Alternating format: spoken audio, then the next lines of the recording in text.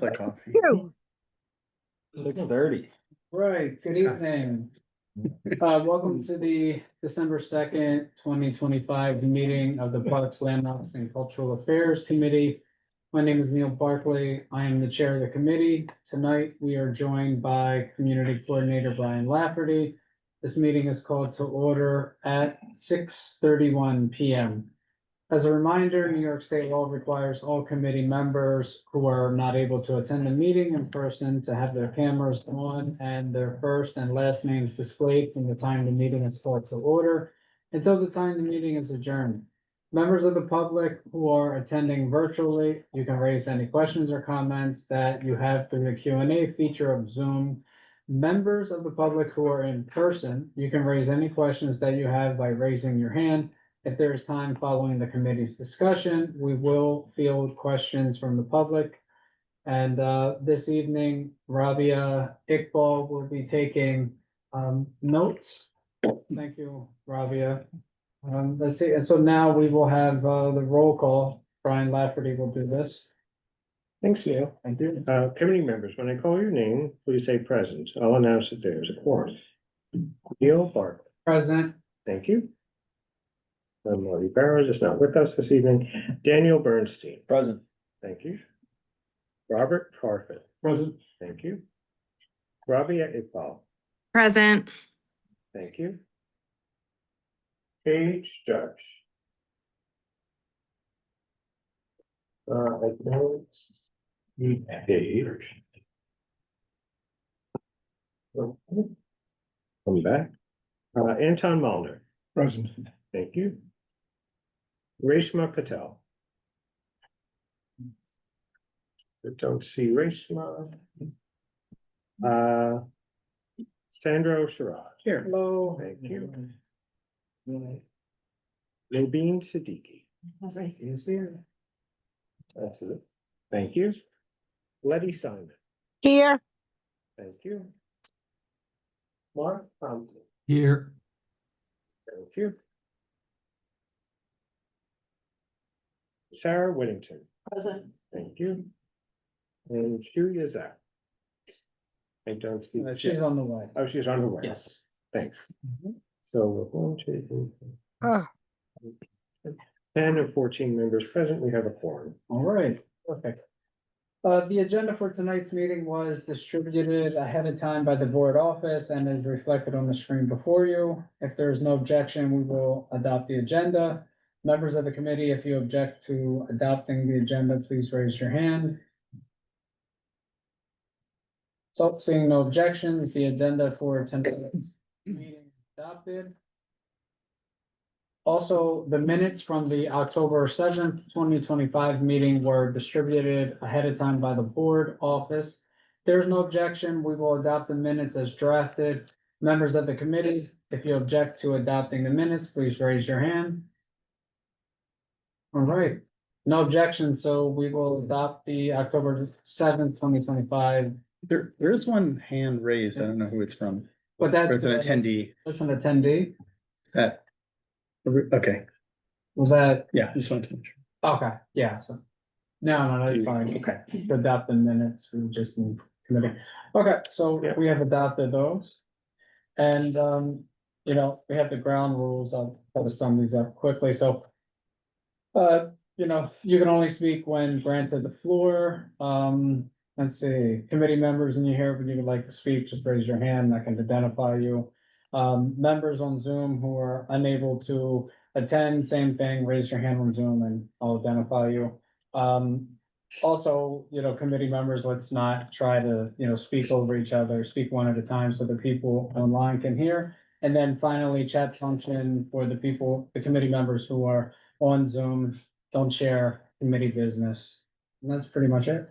So, all right, we'll just get right to the agenda. First up is the presentation by the NYC Department of Parks and Recreation regarding a plan to reconstruct the park house on the east side of Stuyvesant Square Park. So who will be doing this? Neil, it's Steve Simon here. Hi, Steve. Hi. I don't know whether the presenters, do they need to be made panelists? Yes. Yes, yeah. So do you have, I guess I should have sent these names to you earlier. Did you have Alyssa Gelnick, Gelnick? Yes, we do. And, Yes, I'll promote her to panelist. okay, I got some more names. Do you have Julie Fisher? See, I don't see a Julie Fisher here. Okay, Marlisa Wise, Wise. Yes, I will promote Ms. Wise to panelist. Okay, I got five more people coming up. Joanne Claremont, Clermont. Yeah, okay. Lang Pugh, Pew. Ms. Claremont, if you could just accept the promotion. I'm sorry, can you spell that for me again? First name is Lang, Layng. Last name Pugh, Pew. I don't see them yet. Okay. Next name, Angel or Angel Castillo, Castillo. I don't see them yet. Okay. Next one, Ivy Wang, Wang. I don't see them yet. All right. One more. I'm not doing too well now. Terry Bruger. Is it Bruger or Berger? Sorry, Burger. Sorry, I sent the whole teams. I wasn't sure which parts of Okay. those teams were coming to join. All right. So Yeah, I don't. do you have her? I, She was just Well, speaking. she's just speaking now. Yeah, so she's already a panelist, I think. yeah. Oh, she's already found. Very good. Okay. All right. So, Alyssa, are you with us? Yes. I'm you're here. with us. I'm good. Oh, All right. wrong person. Sorry. Let me just do a brief intro and say that this project involves a building, a park house on the east side of Stuyvesant Square Park, which has been out of service for decades. It has not been available. It has not been of any use to the public. It has public best restrooms, which we would like to now make available to the public by renovating this entire building and making it as well ADA compliant. And it's a major boost for the park. The park hasn't had public bathrooms for as long as I can remember, and for as long as I've been at the Parks Department, which is now 23 or so years. This building has been closed and has not been operable. And I just want to thank the former council member, Carlina Rivera, for obtaining the $3 million that we needed to do this project. With that, I just want to turn it over to Alyssa, who is our project manager with our capital architecture division. Thank you. I'm going to share my screen. All right. So we're going to share this guy. All right. Just to confirm, is everyone able to see the screen? Yes. Yep, we can see it. Okay, awesome. Thank you. So hi, my name is Alyssa Gelnick. Thank you, Steve, for the great intro. I'm the project manager from Parks.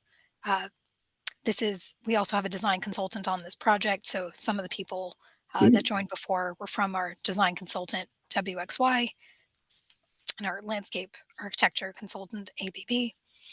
So before jumping into the slides in detail, I just want to give a little bit of an introduction to how we're approaching this project. In visiting the site, in seeing how invested community members are in the site, it's clear what a beautiful park it is, and how much the community depends on it. And this project really is about balancing a lot of different needs within the park. So the main driver of the project, as Steve mentioned, is getting a working ADA accessible public restroom. We happen to have right in front of that restroom, gorgeous old elm tree, which gives some challenges in that it is pushing up the pavers. So we also have to address that non-ADA compliant path condition directly in front of the building. That in turn is going to affect the boundary fence line of the dog run. So we're looking at all that stuff while also considering landmarks preservation needs to respect the historical design of the park and also preserve that elm. So that's just kind of a brief intro of how how we are approaching this project. We really want to enhance everybody's ability to access and enjoy the park. So I'm going to walk you through the proposed design. First, we're going to go through the site plan and then through the building itself. So the goals of the project are to modify the restroom so it is ADA compliant. There's a lot of repairs to the interior and exterior of the building. We're going to take out gas service and make it electric. We're addressing that path condition directly in front of the restroom and respecting the historic features of this park in a landmark district. Project location. Just note that this is Stuyvesant Park. There's the east and the west side. This building that we're going to be working on is on the east side, the east half of Stuyvesant Park. A little bit of history going from left to right on the slide. All the way on the left is the very original design of the park. As we move towards the right, you see it was updated in the 1930s, significant redesign. Something I'd like to call people's attention to is that major design feature. There is an outer curved circulation path and an inner curved circulation path. Just kind of keep that in mind as we move through. There's also a pink dot that represents the trunk of that elm tree. This also is just very significant as we go through the slides. Now we're going to walk through the landscape architecture design for the public restroom building and the pathway. Here we have the existing site plan. Starting at the top left of the slide, you have the existing octagonal public restroom building. It is in poor condition. It's got some steps up to it, so it's not ADA accessible. That red dot represents the trunk of that elm tree, and nearby the roots are pushing up the path. The dog run, as it is now, is created. It's enclosed by some gates that block off that center area and blocking off a portion of that inner circulation path. And people circulate on that outer curved pathway. That's how the site works right now. We have our existing tree diagram. It's a lot of beautiful trees in the park, including towards the top left, that elm. The site analysis diagram really summarizes some of the challenges in the park. The public restroom entrance, there's no pedestrian lighting. We know safety is a big concern. Again, you have a couple steps up to it, which is not ADA accessible. You have the red dot that represents the trunk of the elm tree, and those lines around it are showing where the roots are pushing up the path. And then you have the gates that are enclosing the dog run. They are limiting some pedestrian circulation. We have a couple of existing photos. I want to take a minute. It's really shown very well in these photos. I want to take a minute to talk about this tree, which has such a big impact on the design. On the right, you can see just that full canopy. It's providing shade, and along with other elm trees in the park, it really contributes to the character of the park. This is a tree that even before this project, Parks as an agency has invested in protecting it. A lot of trees in New York have suffered from something called Dutch elm disease, specifically elm trees, and Parks has been monitoring and inoculating this tree against that disease. So we really want to work hard to preserve this beautiful tree. So on the left, you can see where it is right in front of the public restroom building. just a couple other photos. On the left, that's if you entered from 15th Street and walked a little bit towards the building. And on the right, you can see the photo of the existing dog run. So now onto the design concept. Again, starting in the top left corner, we want to celebrate the site's curved geometry. We're creating these two gently sloping paths up to the public restroom so that it can be ADA accessible. In the center, that kind of those arrows creating that sideways U shape, that is restoring the inner circulation path to be publicly accessible. And just overall, we are respecting that the symmetry of the park axis, which is north to south, but right to left in this slide. So here's the proposed site plan. A couple of important features to point out. Again, starting in the top left corner, the driver of this project, the public restroom building. Now we've got gently sloping paths up so everybody can access it. The elm tree, instead of being in the middle of the path and pushing up pavers, now it is within a larger planted area that can contain those roots. In order to let people get around this, we've created a connection between the outer circulation path and that inner circulation path. That inner circulation path has now been opened up by moving the fence boundary of the dog run in. We have added some benches in the dog run because previously, or as now, everybody using it has a place to sit as they play with their dogs. So even though we're changing it, we want to give people that same ability. And also the benches along that inner circulation path are now going to be publicly accessible. So here's a comparison. On the left, we've got the existing. On the right, we've got the proposed. Right on the left, you have an inaccessible building and people are circulating on the outer path. On the right, we've opened up that inner circulation path to restore it to the public. Something important here is that this project is also going to formalize the dog run with Landmarks Preservation Commission. When we had a meeting with Stuyvesant Park Neighborhood Association, they gave helpful feedback, and one of the things that was noted during that meeting is that there had been some kind of presentation to Landmarks about the way the dog run is now, but it was for a temporary kind of thing. And so this project would formalize that to formally go through the Landmarks preservation process and get approval for a dog run to be permanent here. So that is significant.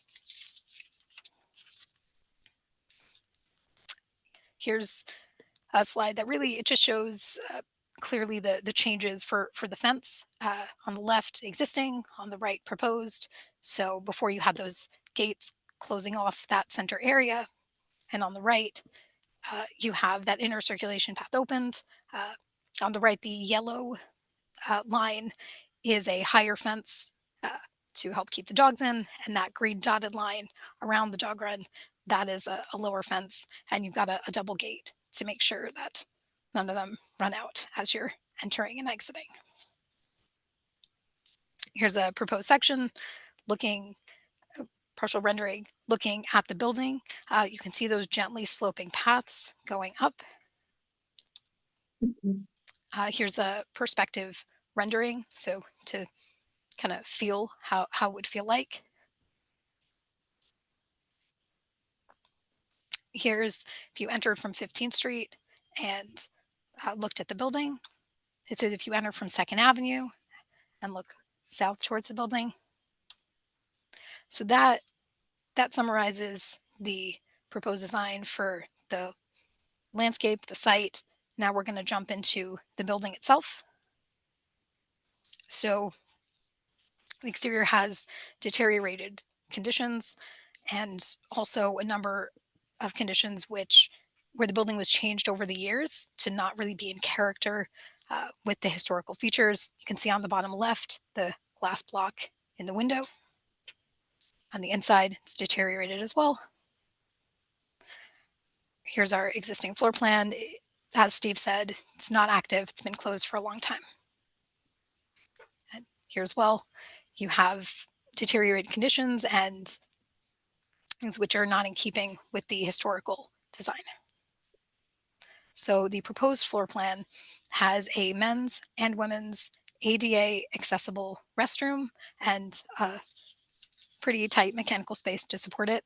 The plan is challenging because an octagon is a tight shape, but we have ADA accessible restrooms, which is extremely important. Here's the proposed elevations. We're doing things like replacing the roof and obviously repairing all of the brick, but also in particular the doors and the windows, restoring those to what they used to look like originally. And here we're lucky enough to have some of the original drawings, so that's what we based it on for the doors and the windows. We're also, just important, we're also adding lighting to the building itself. It's very important for safety. Oops, sorry about that. Here's the materials that we are proposing to use. And just want to end off on the comparison of the existing versus proposed. And here, perspective, just to give that feel of on the left existing, on the right you have the proposed design. And that is the presentation. We open it up for questions. Committee? Could we go back to the material slide? Sorry, with this guy. Actually, no, slide 27. Sorry. Oh, there. That you were on it for half a second. I couldn't see it. Sorry. Is this one or the previous? This one, yeah, thank you. Okay, So, sure. so you're, What types of benches? And yeah, can materials you would step be- us through this? And where these would be? Sure. Let me just bear with me a second. Might be easier to show on the plan. I think the outer benches are and please, Joanne or I think it was Terry on from ABB. If I have mixed up where the various benches are, please jump in and correct me. I believe that these are on the outer pathway, the bench type B, American White Oak painted Central Park Green, and then the brown, the World's Fair bench with arms, American White Oak painted Central Park Green. I believe these are on the inner pathway, the inner walkway, and in the dog run. Is that? So I'm sorry. So is it to replace all of the type Bs with World Fair benches at some portion? I wasn't clear. Let me just bear with me a second. No, so it's to match what's existing. So currently they have the ones with the. Well, they concrete- have both. They have, right, they have the ones with the concrete standards, right, are on the outer, and then within the dog run Metal. area right now, they're Metal. yeah, exactly. So you would be replacing, where are the benches that you would be replacing? Just on the south end of the park? We're not replacing necessarily, we're adding, right? So yes, the south end of the park. But so those are new benches for the south end of the. park. Yeah, so that straight line on the plan on the right, see the straight brown line at the top there, right? Those are contiguous benches, the concrete stanchions, and then the light brown are the other benches. So The it's type just, Bs. it's just being, yes, it's just being kind of consistent with the vocabulary that exists. Okay, so I just want to be clear. So the benching, the brown line that's along Second Avenue is being replaced to match the interior, No, the opposite? the type B with the concrete is on the outside, Okay, which is what it is now. And you can correct me if I'm wrong, where we're speaking. And then the metal arms, the World's Fair is on the inside in the dog run. so will this match the rest of the park? Symmetrically on both the north and south? Okay. Because I don't remember where they stop and where they end. I just have a, Well, I have so a, let me, just Mark has had his hand up. Go ahead, Mark. Sorry, hi, thanks. This is great. I just had one quick comment. Years and years ago, when we put the dog run in formally, we had to make it a temporary, in quotes, dog run, which meant that the poles could be removed if necessary. They can't be put in concrete. And that had to do with the deed when the property was transferred from the Stuyvesant family to the city. It couldn't be a permanent fixture. So I just want to make sure that the language that we use reflects that quirk. And how is that being addressed now? Well, right now the dog run is temporary because No, the no, pole- not you, Mark. I'm asking Parks. How are they addressing it differently? Oh, with this, yeah. So this, I'm not familiar with all the details of the temporary, presentation to landmarks for it being temporary, but we are going through the formal Landmarks Preservation Commission process, public hearing, everything. So we are going to have their approval to have this in the park formally. I think the issue really is just that we have to be able to say that if we needed to remove the fence on the dog run, it could be removed without damaging anything. It could be done. That was the real point back then. Got it. Okay, understood. The family does watch what is done in the park. Okay, thank you for Yeah, for that. That is important. Yeah. Oh, what? Yes, hi, this is Rob Parfan, hi. I'm just wondering what the plan for the building itself, for the bathroom building, what is the plan for any kind of security on that building? You know, will the Parks Department be monitoring that, you know, the bathroom areas? And will there be any kind of video cameras on top of the building for added security measures?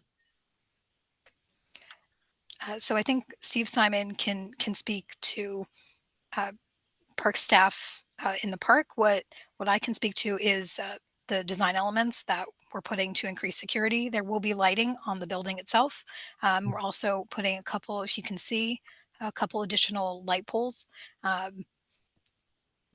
so that things are more visible.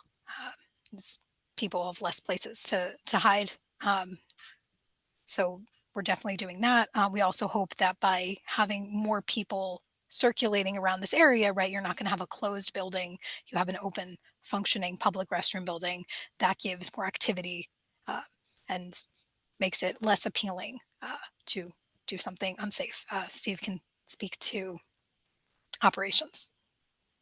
Well, it's difficult to predict what our staffing will be 2 or 3 years down the road. We're certainly hopeful that we will have more staff, and we'll be able to assign staff to the park on maybe on a more regular basis. We do have regular staff now working in the park, but we probably could use some more. And the Parks Enforcement Patrol will be active, and will be told to patrol the park, including the area with the park house. The issue of cameras has not come up before, and if you want us to pursue it, you might want to include it in your resolution, and we can take that up with the police department. Our preference is to have the cameras installed and operated by the PD. Yes. I just had a question about, it's really more for my own education. Is the vast majority of the 3 million going to be spent on the restoration of the bathroom? And the reason I ask that is, in the past, in the context of just building bathrooms in park spaces, it seems like 2 million plus is usually required to build a bathroom from scratch. Since we're not really, I assume that no sewage pipes, etc., need to be installed, etc. It's mostly improvements and restoration. Why is the number still so high? Anybody? I think someone else on our team, maybe Marlisa, might be able to jump in on this one. Absolutely. Hi, my name's Marlisa. I'm Director of Architecture at Parks. So yes, that funding will be dedicated to the restoration of the public restroom building. I think as you saw in Alyssa's presentation, we are doing utility work on the building. We are converting it to be a fully electric facility while bringing it back to the original historic detailing. So it is an extensive amount of work, especially bringing back all of the historic details and the utility work. Because of the needs to create an accessible pathway and restore circulation through the park while protecting the elm and addressing the needs at the dog park. Balancing all of those needs, the funding addresses each piece, but the majority of that $3 million, as you mentioned, is for the public restroom building. Thank you. Of course. Oh, and if I could just add one piece here, we get a bonus here by doing all of that utility work and restoring the electricity to the building. We also restore the electricity that would operate the irrigation system on that side of the park, as well as the fountain in the middle of the park. Oh, that's excellent. So there are some extra benefits to doing this project.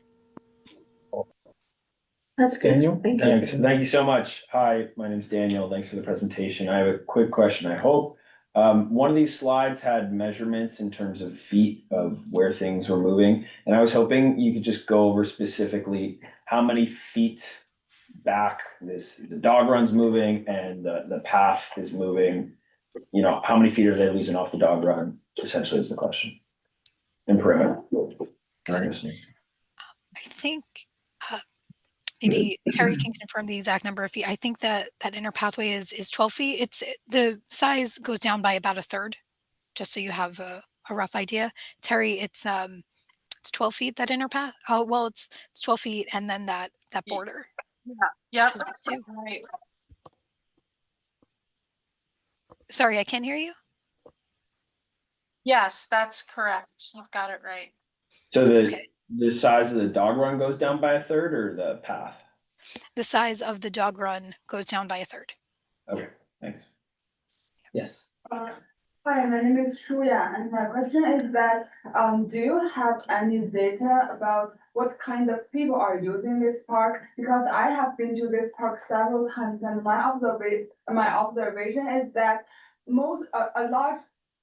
large majority of people coming to this park meaning to use this dog run, and also on the west side of this park there is another restroom. So from this map, and I feel that the dog run size has been shrinked by about 30%. So given that there is another restroom on the west side of the park, I'm not very sure it is necessary to reduce the size of the dog park for the ADA equipment for this restroom, since we have another restroom.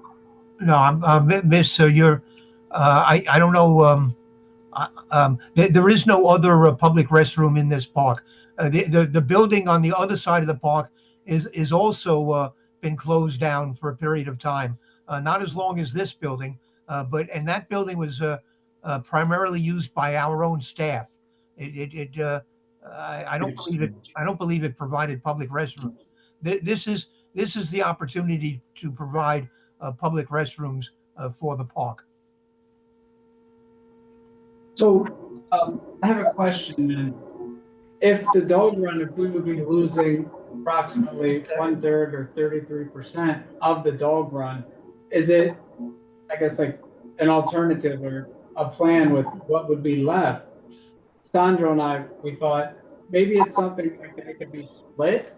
What's left of the dog park, where one percentage or one portion could be for large dogs, the other one, the other side could be for small dogs. And the percentage, it doesn't have to be 50-50, Yeah. but Sandro. Yeah, no, thank you. So I think, we've been talking about this space for many years now. I remember when I was chair of the board, Steve did not have a beard and I did. So other than that, nothing has changed, but it is nice to see that there are so many users of the dog run. And I would love to see how we can actually activate the dog run further to make it a more valuable resource to the community. And if you go back to slide 26 one more time, I think you actually show a feature that is sorely lacking. I'm sorry, slide 27. I keep saying 26, but it's that one. So there's actually a dog run, I believe, there on the bottom right that actually shows a kind of a water cooling area for the dog. And so, Steve, I think you mentioned the irrigation system will now be operable again. Does that mean that we can also have water for the actual dog run itself, so that there could be a place for dogs to drink water or cool down during the hot days, and also maybe help clean up any sort of messes that are left behind? How can we make this better? Let me check into that. That's a new question, but maybe that's a possibility. Who's speaking, by the way? This is Sandro. Sorry, Sandro. Sandro. Oh yeah, yeah. So, but yeah, I think to your point, so to Neil's point, like if there's improvements that we can make to the space now that we're codifying this permanently, yeah. Through PC, how do we make this a better space for the dogs and the families of the dogs? All right. Well, let me look into the question you just raised, and Neil's question about dividing it into a small and large dog run. And, I haven't heard that request before, but if you want us to pursue it, include it in your resolution. Absolutely, I think we will. So as the parent of a small dog, I would appreciate it. Well, I don't think of you that way, but I heard a bark. There's acclamation from the crowd. But let me also say though that the dog run per se is not really part of this project, and I don't know whether I'm going to be able to squeeze it in. If we decide that it's feasible to divide it, we may have to come back and do another project here. I don't know how feasible my vote would be then. It looks like you have lots of questions. Let me see what we can do here. Does the committee have any more questions? Yeah, I have one question. Yes. Oh yeah, I'm sorry. One more point here. I also would want to hear directly from the dog run group as to this. Yes, well, this is something that they want. Yes. Anton? What is the current square footage of the dog run now? And what will it be after the project is finished?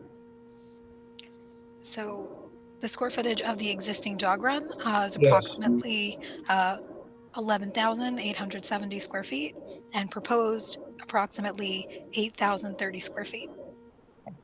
Thank you. Sure. So we're talking about 11,000 square feet, it's a third of an acre. 8,000 is a quarter of an acre.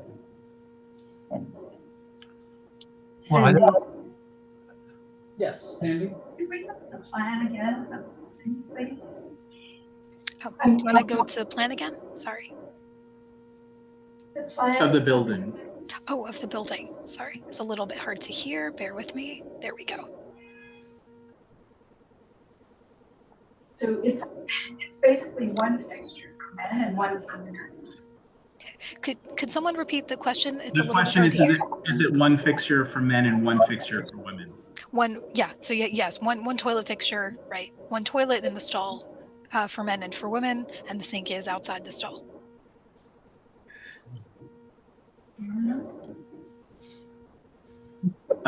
The question from the audience was asking, would there be a urinal possible for the men's room?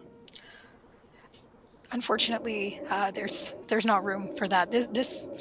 A lot of buildings are tight. This one in particular, with the octagonal shape, is tighter than most.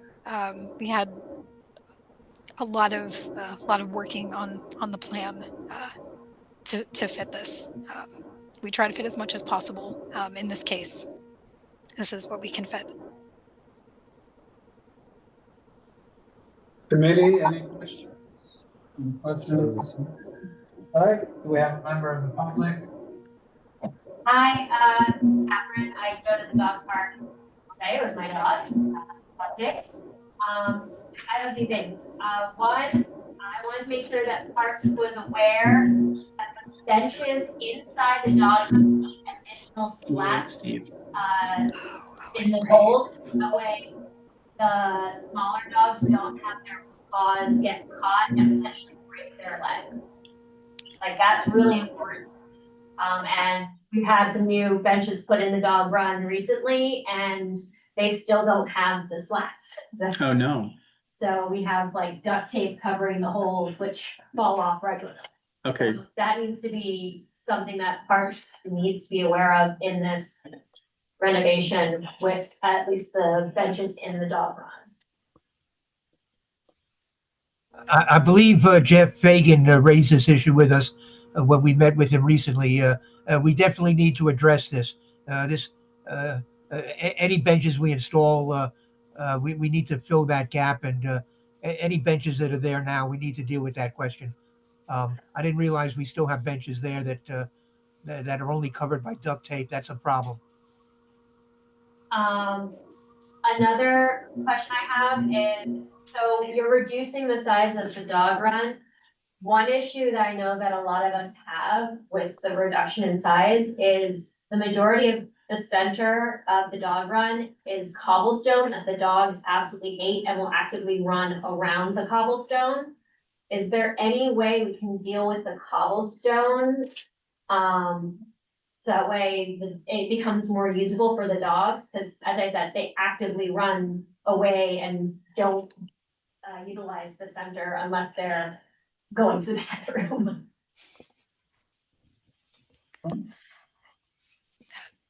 So I think Steve alluded to this before. The scope of the project is kind of moving the boundary of it. But I think that cobblestone, it's like a U-shape cobblestone, right? Yeah. Yeah. So that's actually where there's going to be some planting. I'm going to jump to the plan. Bear with me. Jump to the site plan. So, oh, I see what you mean. Right, the center. Mm-hmm. So yeah, center. Sorry, I was mixing up two usable for a lot of the dogs. Two different spots. Yeah. So we can take a look at that. The scope of the project is really moving that boundary so that the overall site will work. We can take a look at it, but we are trying to manage the scope at the same time. And also with regards to irrigation, do you think potentially that could solve the giant puddles that appear during rain? There's a ponding condition in the dog run? Yeah, we actually have rocks in there now to cover some of the areas that became giant puddles, but there are still areas that become just giant puddles when it rains. That is good information to know. We can take a look at that. Yeah, so I think with this, let's focus more on like what this project is. I guess like to understand what portion that they will take from the dog park and then what we could do. And then when we come up to, which is the third item on the agenda, the parks report from the Parks Department, then we can also raise some of the issues that we're finding in the park as well as in the dog run. So, and thank you for sharing all that. I've cleaned the dog run before, so yeah, there are a lot of issues with the cobblestone. Is there anyone with any questions about like this actual project, like with the park house? Yes. How long will the project take, and will the park be out of commission for any part of it? Great question. Typical construction time is 18 months, about 1.5 years. We're looking at exactly what will need to be closed off during that time, but we are going to have to close off some of it for construction and safety. So we're looking at how to do that efficiently and minimize it, but also make sure we have enough room to do the construction and keep the public safe. Will the dog park be impacted? In terms of closure? During the construction, yes, because we're going to have to. There's no way to move the fence and do all that construction without impacting the dog run. Ed, so just a question, so about 18 months to complete the project, when do you foresee this project starting?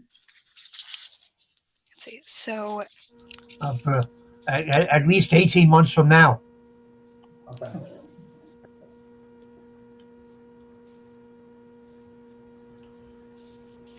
Yes, it looks like we have people from the public who have their hands raised, so. We have 53 questions. Okay, so we can start. Hopefully we address them. Yeah, so okay, let's just start with the attendees. So we have 13 people with their Okay. hands up. So Gloria Giordano, I'm going to allow you to speak. You just have to unmute.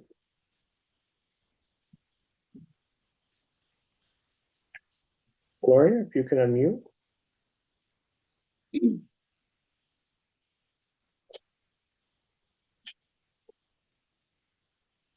Okay.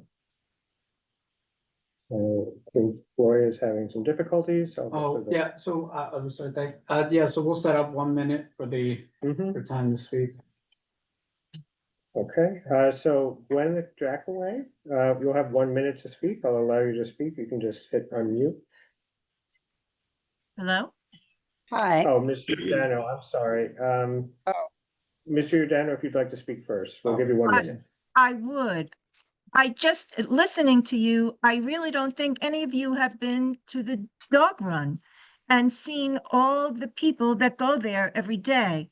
You're talking about the bathrooms, which is great, but why not go on the west side and stop impacting the dog run? This is such a great place for the community. And I really think you're missing the mark on this. And I think the elm is going to die. All the Sorry. We lost you. Sorry, You're muted. Mr. Giordano, my apologies. Can you unmute?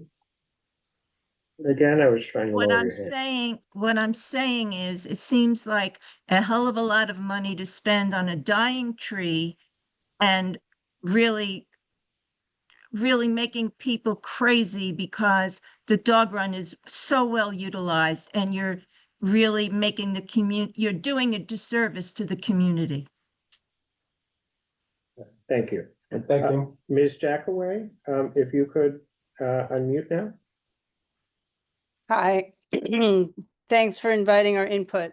So I want to echo that listening to you all talk about this, it's pretty clear that at least a few of you aren't really familiar with this park, and some of us spend countless hours there on a daily basis with our dogs. This is our neighborhood community area, and you're talking about coming in and having a big impact on us. And it's great that we have this opportunity to speak, but all these plans were made without even talking to the people in the dog run. I hear that you were in conversation with Jeff Fagan, and that's great, but there's a lot of us, and we care passionately about this. So this is not just about the bathroom. It's going to have a big impact, and we need a place to bring our dogs during the construction, and it doesn't sound like that was considered either. I really urge you to put a break on this and come and spend time in the dog park and see the community we have there and watch how the dogs use the space. It's nice to have a bathroom, but it's a very big sacrifice, and I don't feel it's being taken seriously. Thank you. 1 second. Yeah, quickly. Yeah. I just want to ask about the order of this. Is this questions about the scope of the project, or is this a point when community members can speak and like, you know, say everything and say their takes? Because we do have like 64 questions in the chat. So I just want to be mindful about the time that we have here and what we're like doing in a given section. Yeah, so what we're doing, just going through a few of the people. We have 14 people have called in. They have 1 minute, go through that, and then we can look at what the questions are here. But yes, it will be focused on what the project is. We had stated that earlier. So, Okay. any other questions related to that? We can talk about that on the third item of the agenda with the Parks report. Okay, we're up to Ms. Rachel Abrams. You have 1 minute to speak, if you could just unmute. Hi, can you guys hear me? Yes, we can hear you. First of all, thank you guys so much. I know that based on this plan and the way that everybody has spoken, everyone here shares a commitment to making, like improving everyone's quality of life, making New York beautiful. I get the intent is well intentioned. I've been coming to the park every day for the past 10 years with my dog, and at least once a day, sometimes multiple on the weekend. And I share the concern that bottom line, I'm just not sure what problem this is solving and who this is serving. Because from my estimation, the people who use the dog park, those are the #1 constituencies in the park. On any given day, there are more people in that dog run than sitting on benches around. So I don't need to take up too much time voicing my objection to this. I guess my main question is this a fait accompli, or is there an opportunity for the community to raise objections and potentially influence this plan? Okay, thank you. I think it's a good question. So it's, yeah, I mean, that's something Steve would have. Steve, would you like to answer that? Well, I mean, this is the community's opportunity to weigh in and provide input, and for the community board to give us guidance and advice on the project. This is the process which we are following as we follow for every other capital project. So, this is a proposed plan. And did you ask whether it's written in stone? No, it's not. It's a proposal which we're now presenting to the community and to the community board, which we are required to do. Well, can you still hear me? I'm sorry. I just want to say I cannot stress enough how much everybody in the community, including myself, hates this idea, even though I understand it's well intentioned. And I wonder if there's any way to make the bathrooms ADA compliant, and the other goals that you guys articulated that serve people other than myself, because I live nearby, without cutting into the use of the dog run, because that is the thing that it seems to have everybody sort of upset about this. Well, there doesn't seem to be any way to make the bathrooms ADA compliant and to save the tree. The woman who spoke before saying that the tree is dying. If the tree were dying, we would not be making these extraordinary efforts to save it and to preserve it. It's a majestic tree. It's probably been in the park for 100 or more years. Who the heck knows? But our policy is to preserve trees unless they are dead or dying. This tree is not dying, and that's why we're making this effort to preserve it. Okay, so it's just only a proposal. It's not set in stone, and we're here to listen to hear what the feedback is from the community. Okay, David? David, you should be able to unmute. Hi, can you hear me? Yes, we can hear you. Hi, again, I would like to reiterate, thank you for your work on this. And I understand that your intentions are to make the park better, but I'll reiterate that this park is one of the most actively used features of the entire park. And on any given day, early morning until close, it attracts probably more than any other visitors for any other areas combined. In addition, there's an active volunteer group that has maintained and improved this park over the years, and their work reduces the burden on the city and demonstrates, our commitment to preserving the space. I've been going there for 5 years with my dog, and this active group that supports this park and volunteers their time to make it better is losing out on this enhancement, or this proposed enhancement. I think there's a better use of the funds and resources to bettering the park. I don't know if a bathroom is really necessary unless there's some legal requirement we need to have it. But I think we really need to rethink this and take a better look at what the community that really utilizes this park, what we need. Thank you. Thank you. We can go to the next one. Ms. Estelle Stan, if you can just unmute. I have unmuted. Thank you. We can hear you. Okay, we have 1 minute. Okay, Thank you. 40 years in the neighborhood, all of them owning a dog. And I want to say that this is a beautiful design. And over the years, there have been a lot of improvements made to the park. And we fought like hell to get the dog run where it is.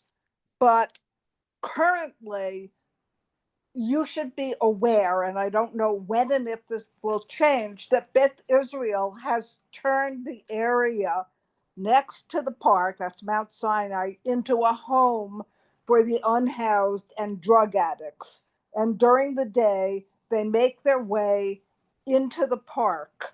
And this will be the primary use of any bathroom that you do until the area is basically cleaned up from drug addicts and the unhoused. And I have no idea when that will happen. Also, when you talk about the square footage. Thank you. Thank you. Thank you. That's 1 minute. Thank you so much. Mr. Matthew Caverly, if you can unmute. Yes, thanks very much. I'll keep this brief. I mostly would like to reiterate the comments that other users of the dog run have made. I'm a daily user of the dog run myself, and I prefer a plan that doesn't reduce the size. I think most users of the dog run would prefer, if we're moving forward with this plan, to sacrifice the elm, although I understand that's not Parks policy. I'll also echo Ms. Stam's statement that open drug use in the park is the biggest safety concern, and I don't know, how that impacts the restroom plan, but I think it's something that parks should consider. Thank you. Next person. Noam Liren, if you could please unmute. Okay, 1 minute. Hi. Hello. Sorry. Yeah, no worries. Also a Welcome. user of the dog park. This is how I meet my fellow neighbors. And again, it's one of the most commonly used features of Stuyvesant Park. I would like to ask if it has been considered to move the dog run to the other side of the east side park. As you mentioned, it's a movable gate. That's part of the restrictions we've had to adhere to. If we move it, we wouldn't be interrupted by the reduction in size, and there's not a good reason not to do it. So that's my question. Thank you. So that would be for the Parks Department, Steve, or? No, that's another new idea. I don't think anyone else has ever suggested that. I don't know how to respond. I'd have to. You're talking about to the north side of the park, to the northeast. Yes, exactly. The north, still on the east side, but on the north end. Yeah, I get it. I know. I got to think that. I have to think that over. I don't know. Maybe that's doable. Maybe it isn't. I'm not sure. It might allow us to skip the 18 months closure for the dog park as well. Like everyone will be happy. I tell you, at one point when we were doing work at the dog run, we did use that area as a temporary alternative to the temporary dog run. We may end up doing that again in this case. But you're suggesting just moving it entirely. We would have to give that more thought. Thank you. Robert Suray. 1 moment. So we have a committee member with the question. Yes. It's not a question, but from the map, and also I have also visited this park. The north part of this park is largely covered by plants, and I personally don't think it's possible to change the north part of the park to give a dog run. It will require lots of work and lots of budget. Yeah, that's a very accurate statement. Yeah, it's very accurate. Okay. Mr. Robert Suray, if you'd like to speak, you can. Hi, Robert. How are you? Yes, So, hello. Am I heard? Yeah, we can hear you. Okay. 1 minute. Okay, landscape designer, landscape architect. I'm looking at the design around the proposed bathroom. How wide are the walkways, the ramps around there? And then also, one other thought is, okay, we have a walkway.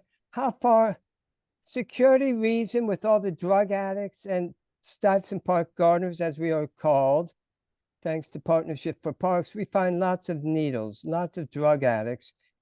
Is there security involved with this? Is this so far away, isolated into the corner that it's endangering people from going up there? I'm kind of looking at the distance, and I just wonder what will it be secure for the average person? And there's already lighting around the building, but I'm wondering about security. I think it's a little far away. And will there be security in the building protecting the average person? Thank you. Thank you. Is there Steve or Lisa would like to answer any of these? Well, I'm not sure what he means by security within the building. But we're not going to station anybody inside the building. And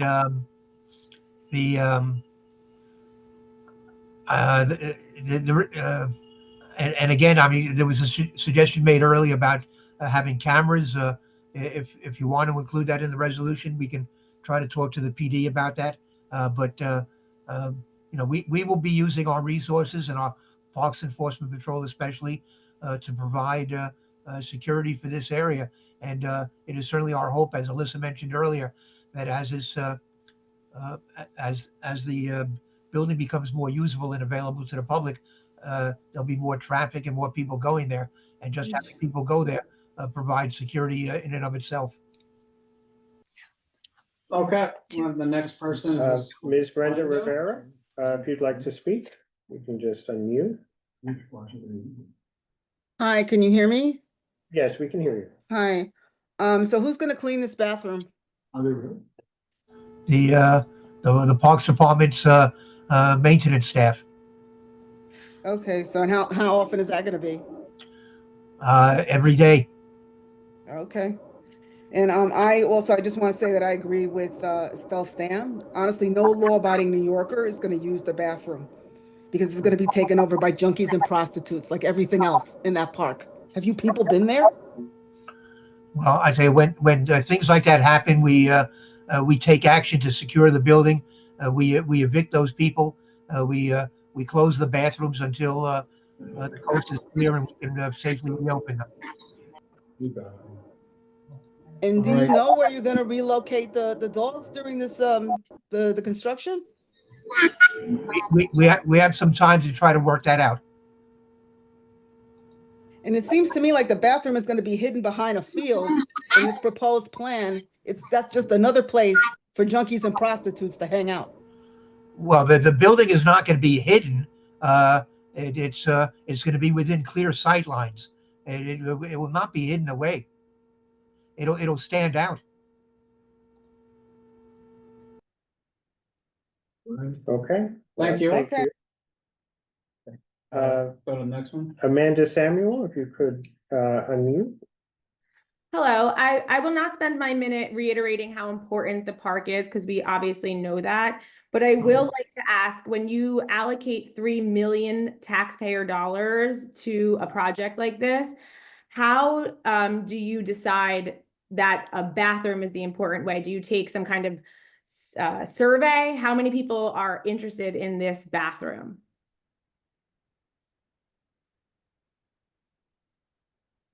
Well, there has been basically a citywide effort to increase access to public bathrooms, and the Parks Department, is being the largest provider of public bathrooms in the city, has taken that up and has been trying its best to accommodate these requests. And this is a building, again, that's been basically vacant, boarded up for decades. And it's not something that we would like to have remain in our parks. So when we had the opportunity to try to get money to finally renovate this building, we seized that opportunity. Actually, I mean, we were going after that money. I should really rephrase it.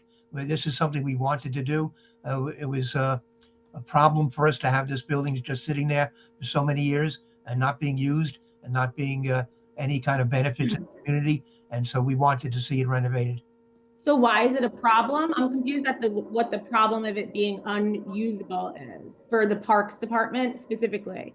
And if Steve, if you came to the park and spent time there, which I'm sure you have, and you sounds like you've been working in the Parks Department for a really long time, you probably remember Josie who worked there. She was the absolute best. Kept that park in line, kept people out who didn't belong there, kept drugs out of the walk path and people who were using drugs out of the space. I'm a mother and a dog park user.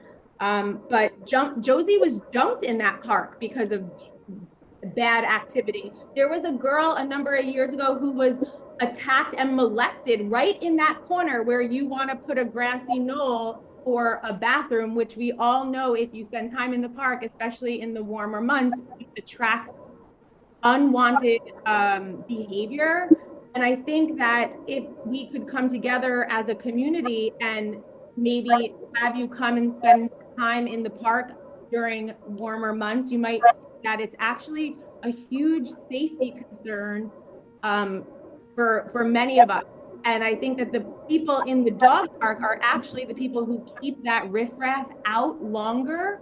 And by making that dog park smaller, people will be seeking places for their dog other places. There's no way that small dogs and big dogs will both be able to share that space. So how, given knowing you had a park staff member jump there and then requested to move to different parks, and we had a young girl attacked and molested there, how do we plan to address this just for an unused building? It doesn't really seem like a good use of $3 million. Thank you, Amanda. You didn't answer my question on that. I'm so sorry. How are we going to address that? Again, we're gonna have our parks enforcement control. I'm sorry. Hello. We'll call upon the local police. It is our hope that that condition is. I know, but I think that the police already don't come. So I don't want to be a nuisance to what you're saying, but I want you to deeply think about it. Steve, you look like you have kids, grandkids. I have a daughter who's 7 years old. Okay. You keep muting me, but you're not answering us. Ms. Samuel, you've had more than a minute. I'm sorry. And I think that I deserve more than a minute. We all in this community deserve more than a minute because this is super important for the community members. Okay. Thank you. Mr. Dockery, if you can. Just like one point quickly, because I am on the budget committee of the community board too, and we welcome anyone who's on this call to come join and apply. Community board applications will be coming up again soon. We have for many, many years gotten requests for more public bathrooms in this city. And this has been a long-term effort. And just because somebody is unhoused or has an addiction doesn't mean that they don't have the right to have access to public spaces. And also, the other thing is that lots of other people, kids who do sports, have asked us for public bathrooms. And that's why there's been this effort to make this accessible to people. Yeah, but this is just people like. Ms. Abrams, I'm sorry. And you already spoke. Mr. Black. You have something that? Yeah, just that Steve and this team here is working on the design for this project. They're not working on the safety aspects of that, and they aren't in the best position to answer that question. I think that's why Steve mentioned that, that's why Neil mentioned earlier, we have a section on parks updates. That's our third agenda point when we talk about each of the parks. And some of those questions, which are totally valid and really important, are maybe better addressed during that section about how to make general improvements to the park beyond this specific So- design. Yeah, so I think one of the concerns like that she has and then other people is they think, I guess, putting the restrooms there, it may invite some people to use the restroom that they may, that those individuals may be engaging in behavior that, some people do not agree with or, impacts the quality of life in the park.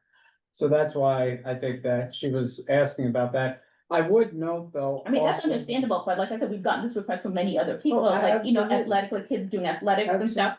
And also, we also get lots of complaints about public defecation, and if we had more public bathrooms, the hope Yes. is that we will not have public defecation. Right, and that's even one of the comments here. We had someone say there are a lot of delivery people who now are in the park and they use the park.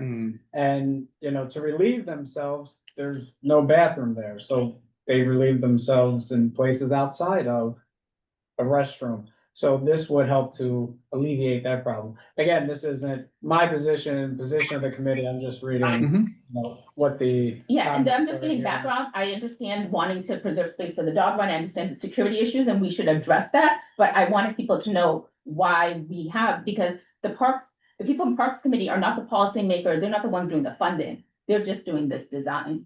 And where is the closest nearest bathroom to Stuyvesant Square? It's Augusta St. Gaudens, which is about 3 blocks up. So you're at 4. Not 40, around 4. So we'll go to the next person. Cody Docker, Yeah, I'm you sorry, have just 1 one minute. second. Anton, please. Raising a concern which is endemic to all the parks in the city. It's just not Stuyvesant Square. It happens in Central Park. It happens in every park. So, yeah, you're gonna have these issues. Problem is, the Parks Department is got an underfunded parks police. And I'm going to bring this up, by the way, when we talk on item number That's number 3. 3? Yeah. Okay. Right. Sorry, Mr. Docker, you have a minute now. Okay, can you hear me? Yes, we can hear you. Okay, perfect. So I do agree that we do need a bathroom in this area. The closest one to this area, of course, is I think the Augusta one you spoke about, but also there's one at Union Square. We know these bathrooms get dirty. They do need to be cleaned on a daily basis. As long as those things are met, the bathroom sounds like a great idea. However, it does seem that this bathroom project is running directly into the fact that the dog park is kind of getting the short end of the stick here. We're reducing by up to 40% of our park space. Those bricks in the center that Catherine mentioned earlier are an incredible danger to our dogs, meaning a lot of the dogs end up hurting their ankles and their feet on those bricks because they are old, and they really do need to be addressed during this project, not within the scope of a different project that happens 6-7 years down the road. They need to be addressed in this project. On top of that, it does seem like Mr. Docker, you had your minute. Oh, yes, thank you. So, okay, so we still have 14, and I'm going through a lot of the Q&A. It seems like a lot of the questions there about the dog run. And so Steve has said that this is just about the park house. So I think what we should do, we can, I guess, quickly go through the questions, and then the individuals who are still here, the attendees, if they have any questions for the Parks Department, then I think they can ask in that section, because that's what it sounds like that, so just looking at some of the Q&A, Brian, let me see.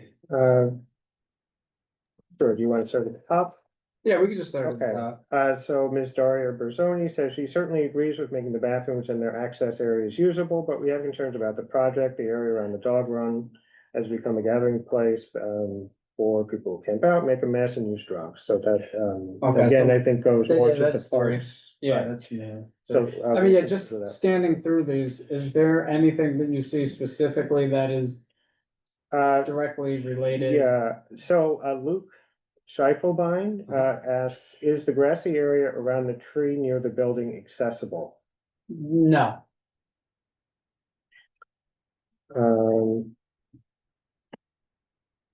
Marcy Weisberg says, why not redo the building in the West Park between 2 and 3? In addition, you all know we have a major issue with drug users and homeless congregating in the park. Yeah, so that would be 3 as well. Yep. Whether Jack already spoke.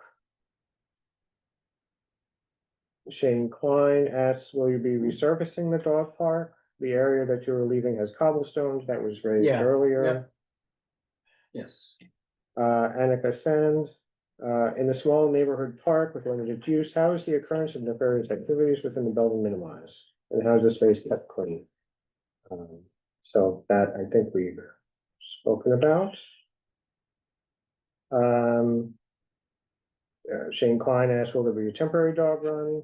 That's something to be determined, it sounds like, while the construction is going on, but we're many months out from the start. Lang Hong mentions that there's plenty of room on the other end of the park for a fully modern restroom without penalizing dog owners. We did discuss changing the plan potentially. And so we more or less addressed that. So, like we pretty much covered everything, right? What do you think? Yeah.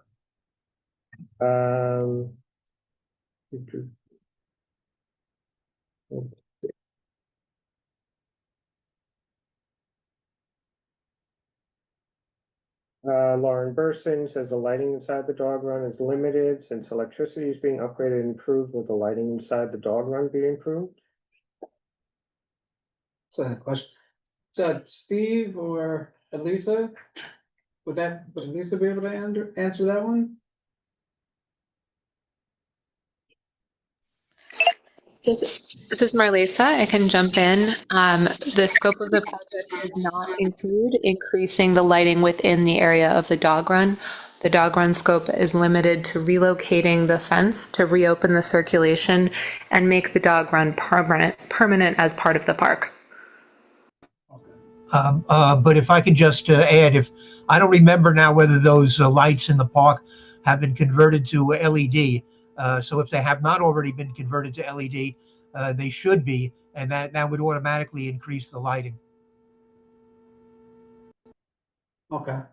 The LED conversion is an ongoing project by DOT. Okay. I'm just raising my hand. Hello.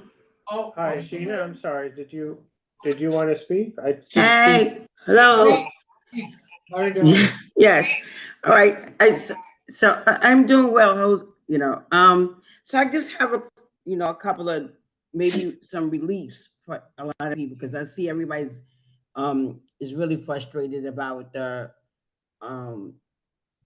whole dog run.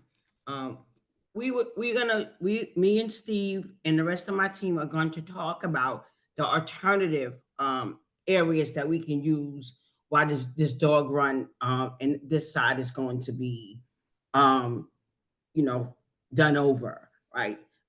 The need of a bathroom is a necessity in this park. Prior to this, there was a bathroom there. And in order, like Steve said, and everybody that's been on my parks team has said, in order to make the dog run permanent, we need this to happen.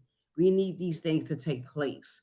And that's the only way that we're going to get this, this approval to take place. I know everybody's speaking of the dog run. Let's look at ways how we can try to get the funding to rid some of the issues that's within the dog run or create a dog run on the other side, which doesn't get any, gets any life. Maybe uses some sort of turf if we can get it through, if we can manage that through the system. So we can work on those things together on trying to get funding to get this job, get this to take place. I will be looking for an alternative while this dog run is going to be done over. Not the dog run, the park house. And using the other side is it sounds great. As a temporary, place for the dogs to go. And we can discuss that. We all can discuss that and look for many ways. Security, we don't have enough PEP officers. We're looking for. We're currently hiring for PEP officers. Please, if you know anyone, please let them go to the website. Parks has just posted the job opportunities so we can bring on additional PEP officers. And that's security, right? Within the agency that we can, that we're offering. It might not be the best pay, but it's a good pay with a lot of benefits to offer. So, I know a lot of people feel that we are taking away the dog run, but we are not. We're not taking away. We're trying to make this dog run permanent.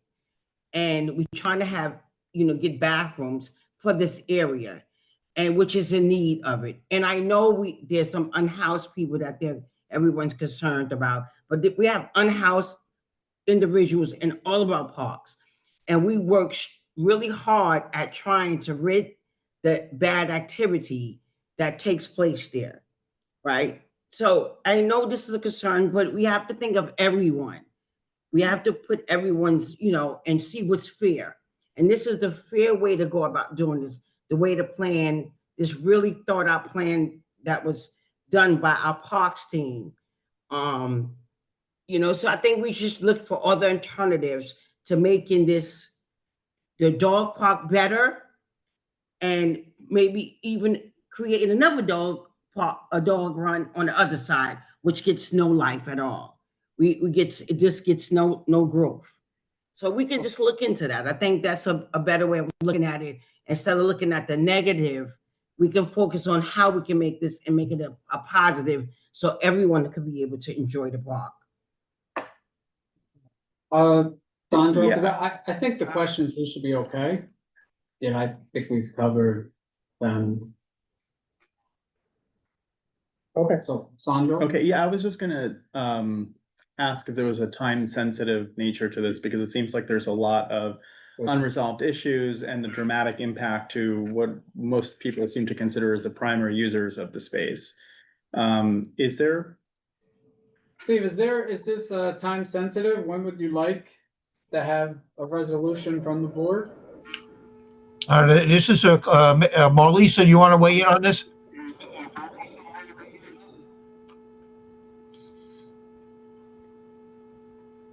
Marlisa, are you still with us? Yeah, sorry for the delay. I was reading questions in the chat and needed to click back. We don't want to rush the community board into a resolution sooner than the community board is ready. So we had hoped that based on previous conversations, that we would be able to get a resolution in support of the project and proceed to present to Landmarks Preservation Commission this month. So if that is possible, that would be very helpful and keeping the project on schedule. If there's further conversation needed, it would, of course, impact the project schedule. But we, of course, don't want to push the community board towards a resolution if they're not ready to give one. So may I make a suggestion? I know I heard Steve say that there were a few ideas that he had not heard before. I would definitely feel more comfortable with hearing how any sort of mitigation plan would be enacted, what sort of amenities could be applied to those who are expecting to use space. Because while I do feel that restrooms are very important, I don't feel that they should be sacrificing the use of the space. I would not be in favor of it right now. Okay, I agree.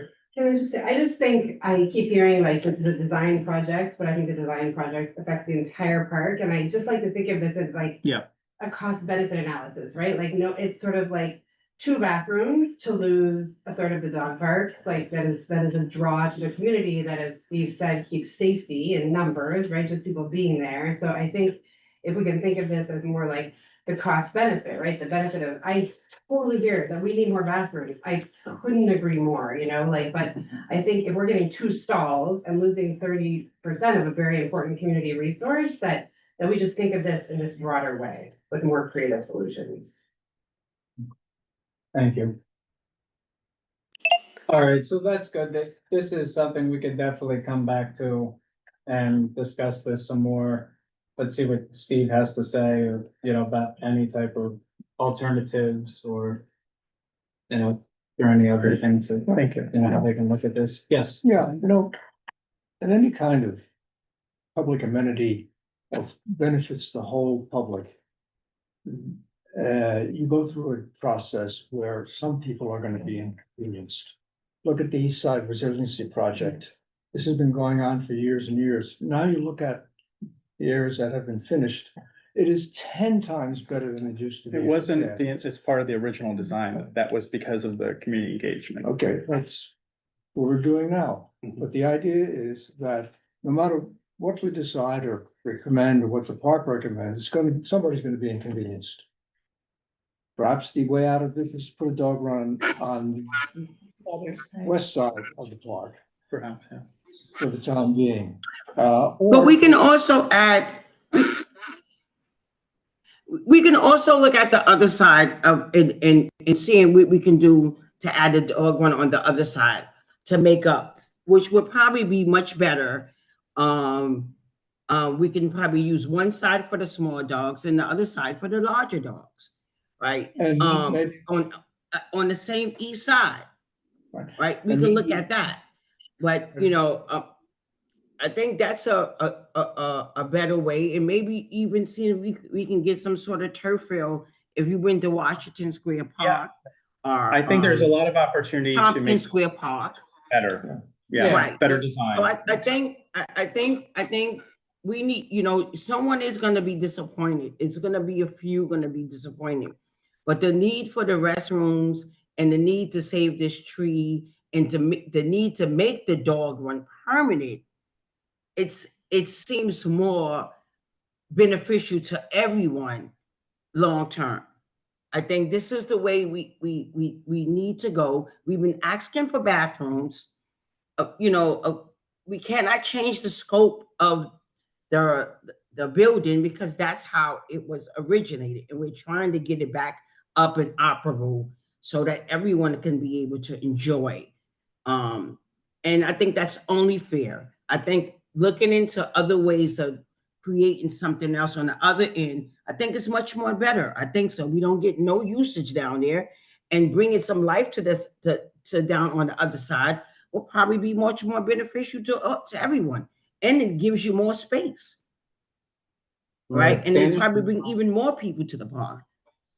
Okay. Yeah, Daniel, we'll wrap thanks, it. Sheena. Yeah, so I think just as part of the wrapping up, the board has been receptive to a lot of the committee has been receptive to a lot of the critiques, and the people that are urging that they, want to keep their dog run. So I guess this is a question maybe to Neil or maybe to Steve or into Parks, is if we say, okay, we want to go back, we want to look at these other suggestions that haven't been heard before, we want to come back to this maybe in January or another time with something else that's like better. I guess the question is, what can we say to the residents, the community, we're on the call, like this is like what they want to do next? Like, does it come to another meeting? Is it like I don't know, I guess, like, what's the next action? So they're on the call, and then what Sandra, what he said was that, so we have some time, it isn't time sensitive, so we can come back, we can revisit this, and then more people, I can assure you, people from the community, they will come back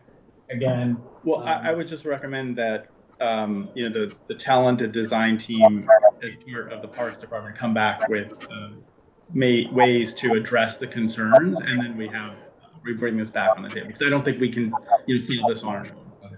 Yeah, I agree with that. I think that they're good suggestions and people should take that into account. And if we can do another dog park, that's good, or if they can redesign it so you don't take up so much of the dog park space. Okay, so we can set up a time, they can come back, they can look over questions and comments that were here. Yes. Yes, that's really the big dog run, the Yeah. small dog run, and as long as. Make it more useful for me. No one else. We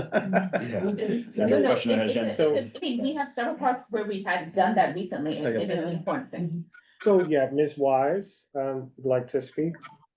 Ms. Wise. She's from the Parks Department. Hi. Yes, I just wanted to say thank you again. We really do appreciate everyone coming out tonight. We know everyone's busy, and we appreciate the passion and dedication for the park. I mean, early on, when we were talking about the stewardship and investment of the community in this park, I just wanted to reiterate how much we appreciate that. And I know these conversations can become heated, but we understand that it's because of like the passionate dedication and the importance of the parks to the community. So thank you to everyone who weighed in and gave us your thoughts. We're going to be going back to the drawing board, looking at all of the questions that came up. And what we'll be bringing back to you are what we find, whether we run into constraints, whether we find opportunities, but we want to keep it an open conversation. And again, just really appreciate everyone making the time to come out and talk about this. It's only going to make the project better. So thank you, everyone who contributed ideas tonight. Thank you. So I would just say, like, before we go to the second agenda, I'm just putting a bow on this, right? So I think a lot of people from the community, obviously had noted that perhaps people on the committee or on the board that maybe we're not really familiar with Stuyvesant Square Park. So I would just like to highlight that there are a lot of people who are very familiar with the park. I know personally, like I've been there, you know, we found syringes, baseball bats, and a lot of different items there. You know, we've been there with the PD walkthroughs. You know, we've been there with homeless outreach. So definitely understand, you know, like the challenges there. We moved mulch. I think you were involved with Sty Square. Yes, I was part of the SPNA board for a while. Mark was SPNA. I know Jim Collins, he comes out, his wife comes out. So just the point, I just wanted everyone to know with the community, we're listening to you. We're going to revisit this. This isn't anything that we're voting on now. And also, you know, just emphasize, we're familiar with the park. We're very engaged. This also means a lot to us. So, all right, to be continued. All right, number 2, second item. Thanks, Steve. Thank you. All right, thank you. We'll hopefully we'll be back in January. Okay. Thank you. Thank you. All right. Good night, everyone. Okay.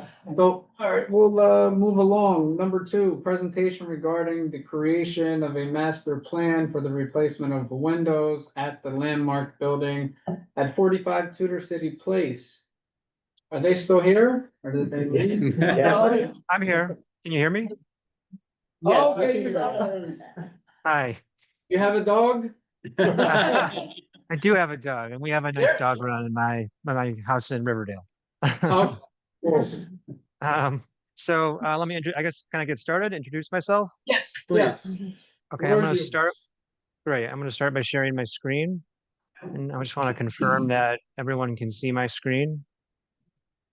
Yes, we can see it. Okay, great. My name is Dane Barnes. I'm a licensed professional engineer and partner at BHK Engineering in New York City. My client is 45 Tudor City Place, and I am here to present the window master plan proposal, first to the committee, then to the full community board, and later, ideally, to the Landmarks Commission for the full window replacement project at the building. The intent of this project is to create a window master plan for the Landmarks building at 45 Tudor City Place. This will allow shareholders in the building to more quickly receive approval for replacement of their windows. The goal of our window selection and layout design is to preserve the historical integrity of the building while improving its energy efficiency, water tightness, and overall functionality. The window replacement will address the many problems with the existing deteriorated windows, such as damaged and rusted steel frames, failing anchorage, and uninsulated single pane glass. These issues have been the cause of many leaks into the apartments and continue to deteriorate the exterior terracotta and brick masonry over time. An approved window master plan will allow individual shareholders who choose to replace their windows to use the master plan as a pre-approved guide to make their selections in the future. I wanted to first also present some historical photos of the building from the Landmarks archives. You can see the original windows, which are still in place to this day. And the proposed windows are a skyline window product that have been installed at many other similar and sister buildings in the Tudor City area, including 5 Tudor City, 25 Tudor City Place. I have the list here: 320 East 42nd, 325 East 41st, 321 East 43rd, and 333 East 43rd Street. To start, I wanted to walk you all through images of the various elevations of the building and the different window types. We've already gone through an extensive years-long process with Landmarks to get our drawings into a place that they are satisfied with. We had to get their approval before we could even come to you and present to them and present to you at this stage. And so the existing windows are single pane, steel framed casement windows. Casement windows mean they outswing. They're not double hung that move up and down. And the casement windows present a difficult problem for installation of air conditioning systems. You can see some of the less than desirable installations that are currently there by that middle image on the right. And there are some locations that there are various solutions to it, which I'll go through. But in this particular elevation on the west elevation, there are 3 different types: type 1, 1A, and 2. Type 1 can be seen here at the top, and this is the original condition of this window. Type 1A shows half of the window removed and a window air conditioner, traditional window air conditioner, allowed to be installed. And then type 2 shows the 2 side by side, similar to type 1. This is our drawings that we presented to Landmarks. They identify these 3 different types of windows. And one of the things you'll note is that we provide, or we present options for the shareholders to install air conditioning in their apartments. This is a pre-war steel framed building. There's no central air conditioning. And so it's difficult to cool their apartments. So if you look at window type 1, I know it's small here, but you'll see larger images later.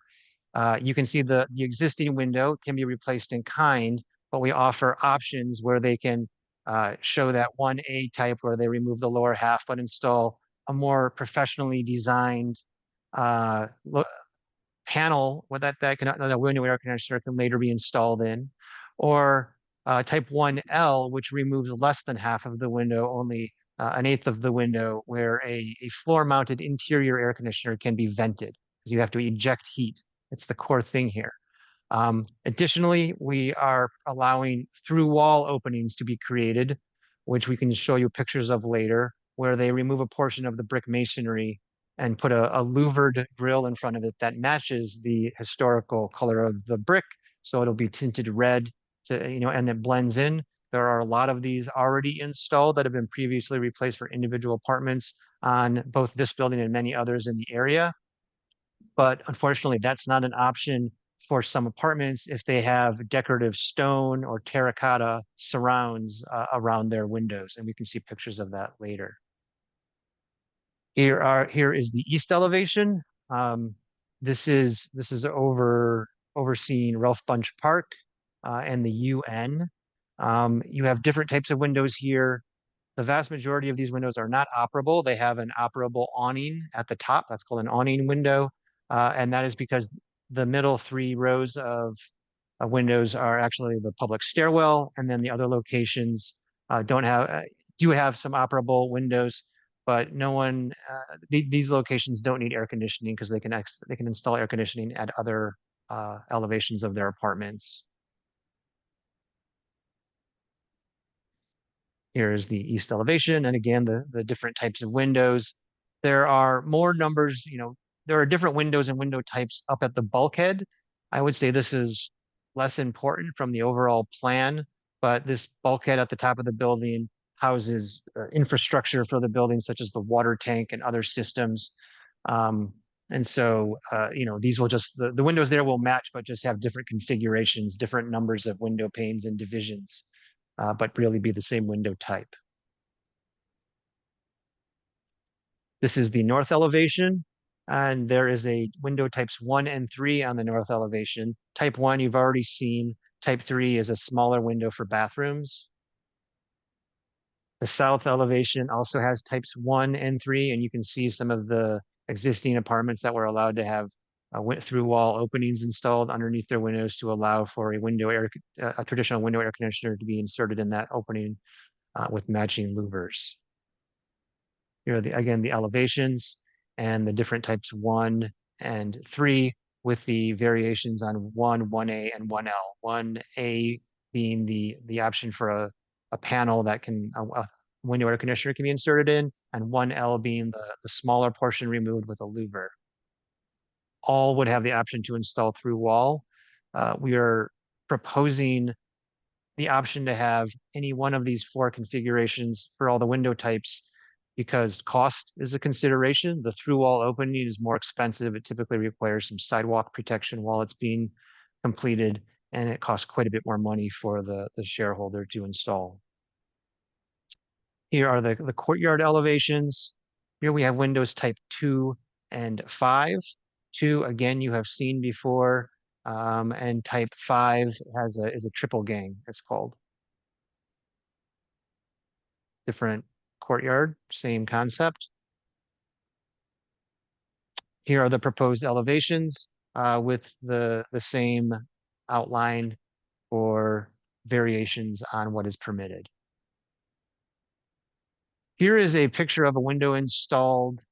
This would be the 1L configuration, but we're showing this so you understand the materiality, finish, color. You can see that it's historically appropriate. It's matching the original design. There's slightly larger mullions and frames here, but that's unavoidable because of the structural requirements and the current building code requirements for wind resistance and wind pressure. But also for insulation reasons. The glass here is what's known as an insulated glass unit. It's not a single pane of glass, which is literally just a 1/4 inch of glass.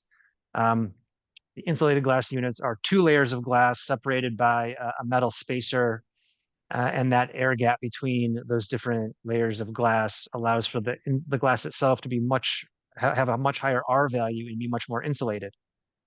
The mullions are not individual pieces of steel, which I can show you later in the details, but they are an aluminum extrusion that is coated in a Kynar protective coating with a color to match the historical color of the building and the historical color of the windows. But that extrusion has air gaps within it as well, which I can also show you in the details later. And that assembly allows for a much more insulated frame. Overall, the R value of the windows are much, much higher than the historical steel windows. If you've ever been in an apartment that has historical single pane steel windows in the winter when it's cold, you can put your hand on the glass and it'll be almost the same temperature as outside.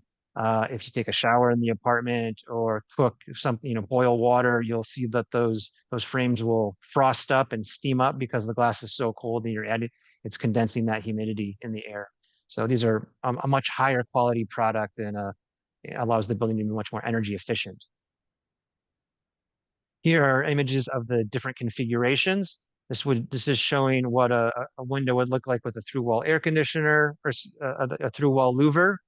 This is showing the 2L, no, the 3L configuration, I believe, but you can see this is a metal insulated panel here. And when and if they want to install their window air conditioner, professional installer would come in and cut a section out to fit their air conditioner, seal around it, and it would look like a typical air conditioner. This has been installed and approved at other similar buildings. And then finally, you have the 1L configuration I explained earlier, but this has an interior freestanding air conditioner that has a ducted hose connected to it that ejects the heat out of this louver. In the window air conditioners, and if anybody has ever walked by a window air conditioner on the ground floor of a building in New York City on the sidewalks, you've been hit in the face with hot air. That's how the window air conditioners eject heat. This is, we took a tour of 25 Tudor City Place. They were nice enough to allow us to go look at their window installations. These are the same windows installed in the building that's essentially identical to 45 Tudor City Place. They've been previously approved. We think they're quite attractive, and we're just trying to continue, the same pattern here with 45 Tudor City Place. I won't spend too much time on these. I can go back to them later if you want, because there's a lot of pictures that the Landmarks Commission is going to want to go into more detail on. But we show you the historical window type, and then we show you the drawings below what the type 1A, or type 1L would look like. Again, 1A is the panel, 1L is the louver, and this is window type 1. This is window type 2 with the 2A, 2B, and 2L variations. 2A and 2B just allows for the window air conditioner opening to be on either side of the window assembly, the double gang. This is windows types 1, window types 3, 4, and 5. And again, with their variations, window types 6, 7, 8, and 9. The higher numbers are up at the top of the building. Really, windows types 1, 2, 3, 4, and 5 are almost all of the windows below the non-mechanical spaces or the hallways. This is window types 10 and 11. This is the cross-section of the existing windows. If you cut through a window frame here, you have a window sill at the bottom, a steel lintel at the top that holds the masonry up over, for the window opening. And you can see you have very thin cross sections, solid steel, no thermal breaks, and very thin glass. This is a plan of the same window showing the jamb to the left and the right with the windowsill below. And again, you see a single pane of glass, very thin cross sections for the windows. And this is showing, I'm aware that this looks like a foreign language or something to people that aren't accustomed to looking at drawings, but you can see, if I go back and forth, how thin a single pane of glass is versus what a double pane, an insulated glass unit looks like. The space in between, this is a triple layer of laminated glass on the inside and outside with air in between, and it's a much more insulated product.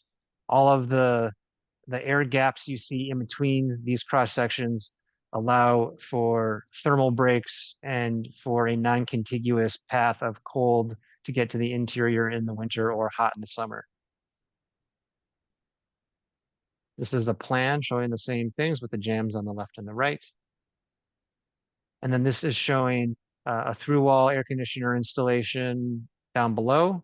And I'm here, detail 2 and detail 3 is showing what a traditional window air conditioner installation would look like with the insulated panel, cut to fit, sealed around its perimeter, and then that allows the air conditioning to eject heat out the back. So that concludes my presentation. Thank you for taking the time to listen, and I'm available to answer any questions you may have. Pretty comprehensive. Yeah. It's, anyone? Would you need a resolution from us, showing, I guess, that the committee and the board is in favor? I would imagine you would need that for LPC, right? Correct. It's a 3-step process. First, we need the committee's approval. Then we need the full community board 6 approval. I have to do another presentation. And then finally, when you get both of those, I can present to the full Landmarks Commission. Yeah, so it won't be necessary to present to the full board. So if we have a resolution, and everyone is fine with this, right? We can have a resolution in support, but we'll do the formal, we'll vote. But we could put the resolution and then we can present it to the full board, and you do not have to do a presentation at 8:19 p.m. So, we can handle that for you. So my wife is texting me on the side here, so saving dinner. For a walk. Yeah. Oh, yes, we have one question. So I see from the drawings that all the windows for this building will be replaced. So have you done the inspection for all the windows of this building? Or you think that it is just reasonable to, if you want to replace it, you just want to replace all the windows for the building at once?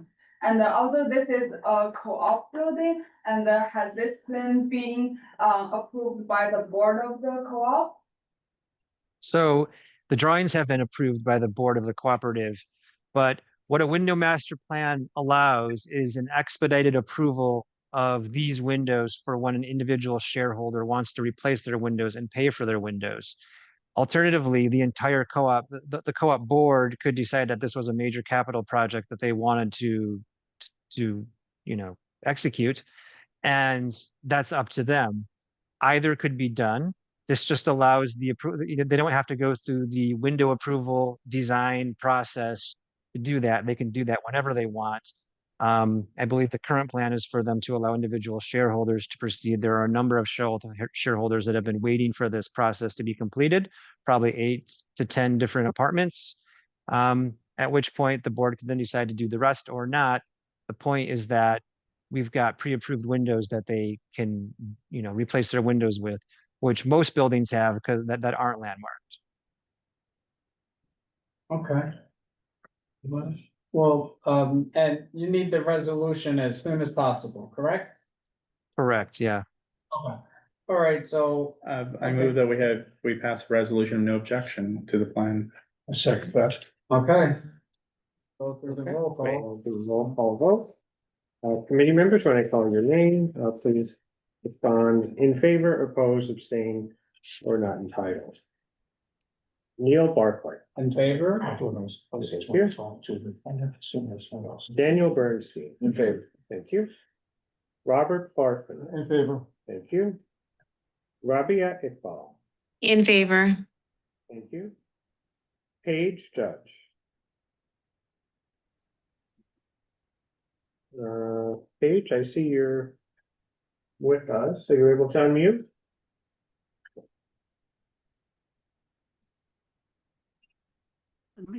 In favor. Thank you. Anton Mulner. In favor. Thank you. Reshma Patel. In favor. Thank you. Sandro Sharad. In favor. Thank you. Mubin Siddiqui. In favor. Thank you. Letty Simon. Is Letty still with us? I don't. I believe she signed off. Okay. Mark Thompson. In favor. Thank you. Sarah Whittington. In favor. Thank you. Shuya Zhao. In favor. Thank you. Okay. So we're going to. 12 in favor, 0 opposed, 0 abstaining, and 0 not entitled. The motion passed.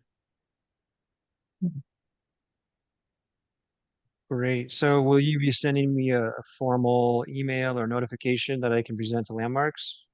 Yeah, so what we will do, we'll put something together, resolution, no objection, and then we can present that to the full board, and then as soon as we have that, we will send that over to you. And when is the meeting with Landmarks again? So the meeting is, I think, January 6th.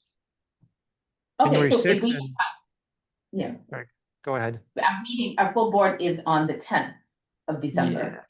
Yes, I'm on that too, I think here. Yeah, Wednesday? right there. December 10th, I have that on my schedule. So you're saying I don't need to present to that? No. Great. No, the resolution will be presented at that time and then it gets approved on that date. So that's why I wanted to make sure that we had, your meeting was coming up after that date. So you would have Yeah. 4 LPC. Yeah. Yeah, okay. All right, so we could do that. Let's see. So I think that is done. So have a good night. Great. Thank you so much. I'll stop sharing and I assume I can hop off now. You are free to go. Thank you very much. Good luck. I attend many a board meeting, so I admire that your volunteer efforts. Okay, thanks. You can hang around if you want. Welcome to continue to join us. I attend about 50 board meetings a year, so I think I'll go home now. Thank you. Well deserved. Good night. All right, take care. Bye. Right, Sheena, this, okay, third part, so Parks and Recreation report.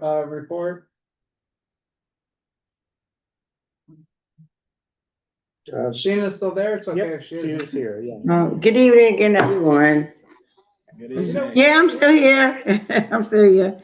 Don't really have much this month. If anyone has any questions, we did, take care of a lot of the rodents in St. Barton's. We started out with 242 and now we're down to 63.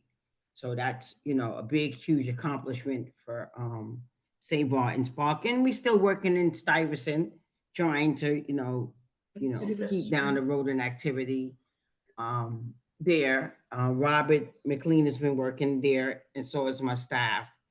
So other than that, I don't have anything else. If anyone has any questions or for me about any of the areas in District 6, I'm here to answer. And Gina, we can hear you, but I have a question. Where do you get to cloak of invisibility? Yeah, we can't see you on the camera. We see your desk. Yeah. Design. Oh, you know what? Because we don't use Zoom, right? We use Teams. So I had to tap into another browser in order to get on. Oh, so that's just a photo. No, it's actually, So I think that's why that comes up. It must be a different. yeah, okay. Yeah. Well, thank you for joining us, either way. I mean, the one thing I'll bring up is from the earlier conversation, the two things that people brought up about the station, with the dogs' feet getting stuck in the benches, if that's something that can be addressed in the cobblestone puddles. Yeah, that seemed like operation. Well, I can look into the situation with the puddles. We addressed a lot of the areas with we added additional slats in the areas in the dog run. If more is needed, this probably was just a delay because of the emergencies that came up in play. So I'll have them take a look at it and see. I have the supervision take a look at it and see if additional slats is, are needed to insert to avoid the dog's paws going inside. But we did a lot inside the dog run. We did a lot of, replace some of the slats with the money that we were given with the council member who donated a lot of the funds to buy the slats, which was amazing. That's why you see some of the slats are not painted. They're, they have the natural wood, and we need additional funds to complete the park entirely. We ran out of slats to do the completion, but I'll have a look at the ones, because I thought when he brought this up last time, we addressed all of the concerns there. This was brought up before, and the team went out and filled in some of the areas that they were concerned about. So I'll see if it was completed entirely. Okay, thank you. Okay, speaking of dog runs, there's a dog run at Peter Detmold Park, dog run at 51st Street and on 61st Street in Esplanade. Unfortunately, there's been an unofficial dog run being created at Sutton Place Park on the grassy area. And dog owners are allowing their dogs to run free on that area, which is used by kids to play. And it's disturbing to other people who use the park, particularly in the morning. There's a Tai Chi class or Tai Chi meeting, and there doesn't seem to be, and I know this is a problem, any PEPS officers enforcing the no dog rule or keep all your dogs on a leash and not in the green areas.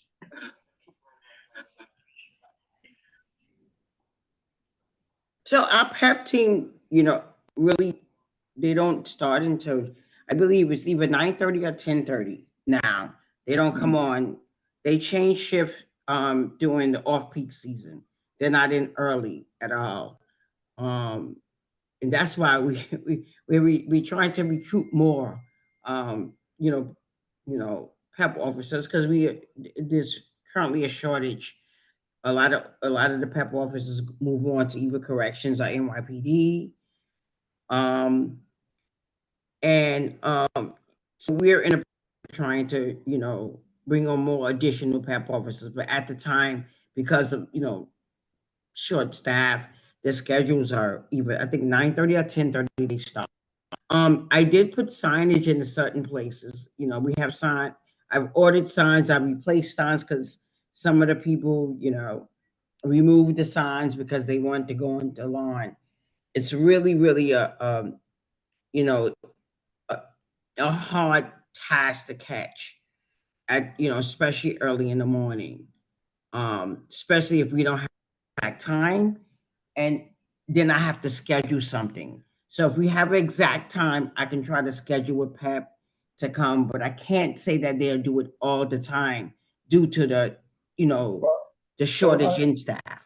I understand that completely, but if we can have PEP's officer come by once a week or so after 9 o'clock in the morning, when a lot of this activity takes place, and especially before lunchtime, when many of the nannies are bringing the kids in the morning to play in the park, that would be a good start. I'll send them an email and see if they can get there, upon arrival of their shift. But just to let you know, we are very limited out. But I'll reach out to the captain tonight. I just send him an email so I can get it when he gets in the morning, and see if they can, address. I'm having, issues at Petersfield that we're trying to address. It's really, really time consuming. Petersfield is really, really in bad shape with the dog owners. They're very, aggressive, and to a point of, wanting to use violence because they want to use the field for their dogs. So it's really, really difficult to address. So I'll put that on their radar and ask them to come. I understand that some members of the Sutton Park Conservancy have questioned these dog owners and have been not well received. How far is the nearest dog run for them? Either 60 feet. I have a meeting with them tomorrow, I believe. Even tomorrow or Thursday, we're meeting up together to Distance of Sutton Place Park. 51st Street and 61st Street. Sutton Place Park is right in the middle, 55th to 57th Street. Anything else? 50 is actually really 53rd to 58th. The Sutton Parks. Gotcha.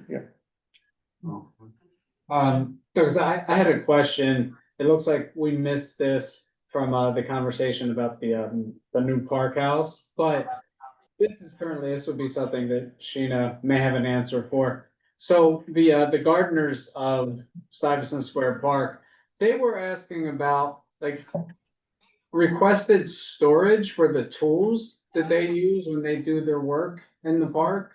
Do you know anything about that? They currently have a Joe box there outside of the park house. The space is extremely small inside. It's really small inside. And we don't even have room for park staff.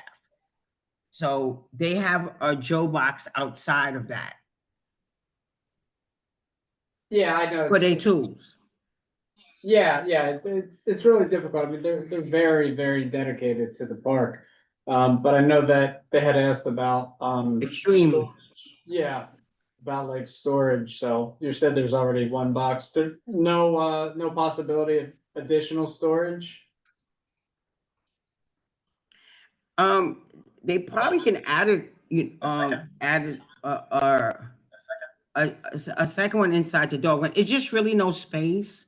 And, we're really trying to cut back on all of these storage containers because they're really getting out of hand. One person gets one, and then I got a request for 3 or 4 other ones. And we just don't want to fill up the parks with a bunch of storage containers. We have one on the other side of ourselves because we don't have any space at all for our staff to use. for their materials, you know. Okay, all right. It sounds like so they use the box, but in addition, they also, they chain, their tools and other equipment to the fence there. So, we'll see what happens if any. They do. Seems like it'd be better to put it in a box and chain it. They do. They do. No, I mean, just visually. Yeah. Well, it's actually, like where the greenhouse is. Mhm. It's like, well, we probably shouldn't disclose this. Oh, yeah, never. Okay. The podcast is just not big enough for storage. It's really, really tiny inside. When you looked at it, you can see it's very small. So it's really limited space. But we did allow a Joe box. Have an additional one. I'll have to, talk it over with the commissioner because we're really trying to limit amount. And they do a lot of work for us. They do. I compliment them all the time on the work that they do. It's just that we're getting so many requests for these Joe boxes. We just don't want them to take over the park. Yeah, I would just send it to her so she can. No, I know she's gonna review with the commissioner just to make sure. Okay, all right. Well, I think that's all. No, we're okay. No other questions. Okay, well, Sheena, good night. Oh, wait a second. So just, so 1 second, like on the record with Sheena. So we remember back in, I believe it was September, we had dog owners from Bellevue South, South Park, and they were very concerned. And members of the community, actually the individual who led the presentation, he told me that Sheena's doing a fantastic job. The crew has been doing a terrific job. It looks great. Thank you, Sheena. We're not surprised, but yeah, thank you. But so he said he would also one day. You're welcome. You welcome. We definitely Stuyvesant and Bellevue are two #1 places. Oh, I do have a little bit of good news. February of next year, we're gonna start breaking ground for the Murphy's Brothers bathroom. So, and hopefully it'll be finished less than 18 months. Less than 18 months. But that's going to be an additional bathroom to the sector, and into District 6, which is well needed, right? Yeah. We need something way down at the end of this district on 17th Street. So that's that's a positive look, and it's going to be brand new, and and we're going to be able to staff it. So that's a plus. Yeah. No, but it's great. We look forward to that, and we always appreciate your service and your crew's service. Is that it? Anyone? So Robert also would like to. Oh, sure. Provide an update? Yep, of course. So okay, so hold on, just please, if you know anyone, please, we are hiring for lifeguards for the summer with a sign-in bonus and a ending bonus, and we are hiring for our park enforcement. So please, if you get the word out there. We're hiring all year round for the PEP officers, and the summertime for the lifeguards. So please, if you know anyone, please tell a friend to tell a friend to tell a friend. We need to help. Right. Thank you. We will. I mean, I just looked up PEP officers. Was that like, why is this such an issue? And the pay is $54,000, and you need to have an associate degree, and you have to be a U.S. citizen. In a city where 40% of people are foreign-born, seems like perhaps one of the points that might be challenging. Points There's that not are challenging. challenging. Yeah, it's not as easy. Yeah. So that's something that could be Yeah, discussed. but I mean, yeah. Sure. Okay. So Robert? Yes, Robert? Yeah, can you hear me? Yes, we we can can. hear you. How are you? Oh, okay, okay, I know everyone wants to go to sleep, but let me give you a couple of updates, yeah, for Community Board 6 that might interest you. At the commissioner's request, I am spending 2 half-days every week in Community Board 6 sites. I'm training the RX carbon monoxide machine crew in Stuyvesant. And I'm also training the crew in St. Barton's. And as Sheena said, we started with excess of 200 rat holes in St. Barton's. And as of today, we have fumigated 242 open rat holes at St. Barton's. So today, let me think here, it just takes a second. Yesterday, Robert and Greg and I at St. Barton's fumigated 63 rat holes and killed, just in one day, we fumigated 63 rat holes there. And the rats that we killed, they were trying to come out of the holes that we covered, were the largest rats I've seen. And I've seen them for 30 years. We have enough hides to stitch together to make Steve Simon a little hat. So every Monday I'm at St. Barton's, and every Tuesday I work with Phyllis in at Stuyvesant. And we started with, I believe, about 250 rats in Stuyvesant's Park. I started February 5th. And right now we're probably on both sides. Both sides is probably 20 or 30 rat holes per side. We've done, let me think here, so far 692 open rat holes we've done since February. November 25th, we did 30 rat holes on the east section, and Petersfield was probably the worst area of the entire park system. It's only a 1 block long, and it's rather shallow. You know, it's on the outside of the fence for Petersfield. We had 80 rat holes. Wow. 80. And we've knocked it down to 14. Okay, we've done it with rat bait boxes. I've done it with, I used to teach a class, the 30-hour pesticide class to get certification. So I've done this for a long time. I worked with Bobby Corrigan also, who was a rat czar here for several years in New York City. But those baits do not work, yeah, because a rat is not going to eat this poison permeated grain when there's a drumstick right next to them, yeah? So we have to take care of the sanitation. But I'm down there every week. And so we made a big inroad there on these rats.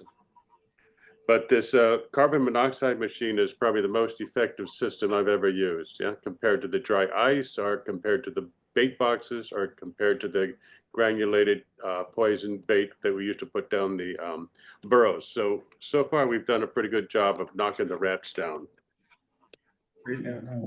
Yeah, it's great news. Thank you. Thank you, Robert. Yes. I think, all right. No other questions for the parks team? Okay. Well, Kevin O'Keefe, just wanted to say thank you to Sheena and Robert and Borough Commissioner Sid Memora for all of the work that they do with rodent things. Yes, thank you. So thank you. Thank you very much. So, okay, well. Thank you. We appreciate it. Have a good night. Night. So, all right, so you got chair's report. Good night. Just, I'll waive that. I just need like an extra minute or two, right? So with new business, so we have 2 new members of the committee.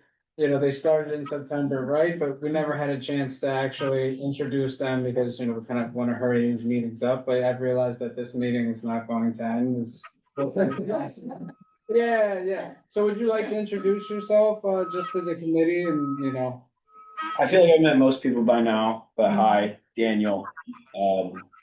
It's been a couple months on the committee and it's been fun. So happy to meet everyone and talk more.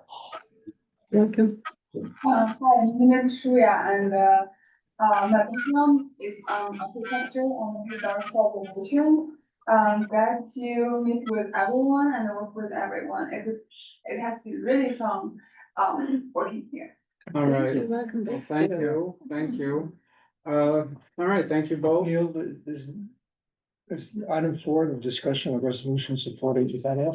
Oh, wait, so that wasn't removed? It was removed. No, it was removed. So this is the, I thought I had. that was removed yesterday. So the reason that that was just removed is because this has been a 2 hour and 15 minute long meeting.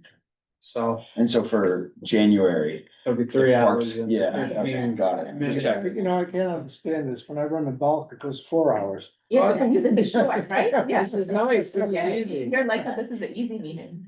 But you've had some short ones recently, right? Yeah, we haven't gotten any, very many new requests for sidewalk or roadway cafe dining. Given the cold weather. And cannabis license applications has gone down to near zero.